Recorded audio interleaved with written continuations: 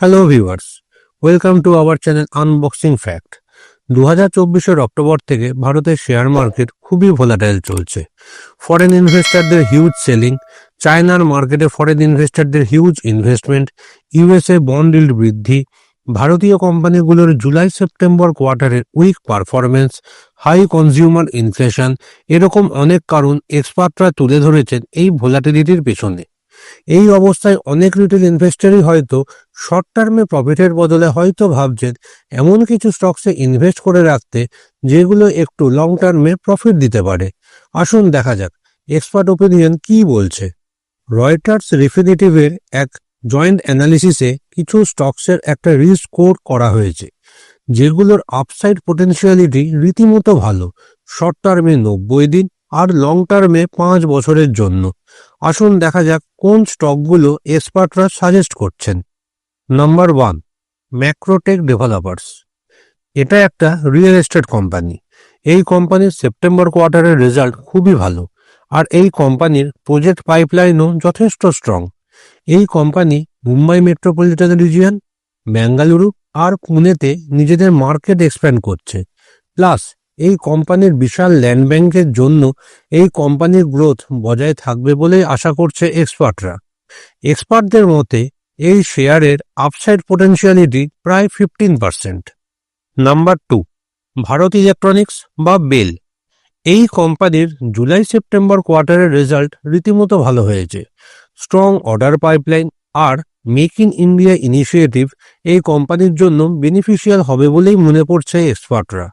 এক্সপার্টদের মতে বেলের upside potentiality প্রায় 12.7%। নাম্বার 3, পাওয়ার ফিন্যান্স কর্পোরেশন বা পিএফসি। গ্রোয়িং পাওয়ার ডিমান্ড আর ভারত সরকারের রিনিউয়েবল এনার্জির ওপর ফোকাস এই কোম্পানিকে বেনিফিট দেবে। প্লাস এই কোম্পানির পোর্টফোলিও খুবই ডাইভার্স।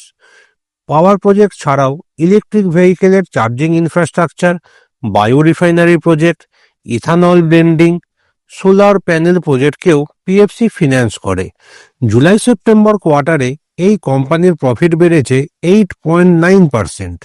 মতিলাল ওয়াসওয়ালের এক রিপোর্ট অনুযায়ী এই স্টক আগামী বছরগুলোতে বুলিশ ট্রেন্ডে থাকবে। এক্সপার্ট অ্যানালিসিস অনুযায়ী পিএফসির আপসাইড পোটেনশিয়ালিটি প্রায় 23%। Number 4, Crompton Greaves consumer electricals. এই ফিনান্সিয়াল ইয়ারের সেকেন্ড হাফে ফেস্টিভ সিজন আর সামার অ্যাপ্লায়েন্স স্টকিং এই কোম্পানির বাকি 2 কোয়ার্টারের পারফরমেন্স ভালো করবে বলেই ভাবছেন এক্সপার্টরা। অ্যাম্বিট ক্যাপিটালের এক রিপোর্ট অনুযায়ী রিয়েল এস্টেটের হায়ার ডিম্যান্ড এই কোম্পানির গ্রোথকে ইনডাইরেক্টলি হেল্প করবে। এই কোম্পানির নেট প্রফিট 27% বেড়েছে জুলাই সেপ্টেম্বর কোয়ার্টারে। এক্সপার্ট অ্যানালিসিস অনুযায়ী এই কোম্পানির আপসাইড পোটেনশিয়ালিটি প্রায় 12.7%। নাম্বার 5, এসবিআই বা স্টেট ব্যাংক অফ ইন্ডিয়া। এই পাবলিক সেক্টর ব্যাংকের সেকেন্ড কোয়ার্টারের net profit year on year বেড়েছে 27.92%। এক্সপার্ট অ্যানালিসিস অনুযায়ী এই স্টকের আপসাইড পোটেনশিয়ালিটি 15.5%। আপনার কি মত? এই স্টকগুলো আগামী দিনে কেমন পারফর্ম করবে? কমেন্ট করে অবশ্যই জানান। ভিডিওটি ভালো লাগলে লাইক করবেন আর বেশি বেশি করে সবার সাথে শেয়ার করবেন। চ্যানেলটি সাবস্ক্রাইব করে আমাদের পাশে থাকবেন। ভালো থাকবেন, সুস্থ থাকবেন।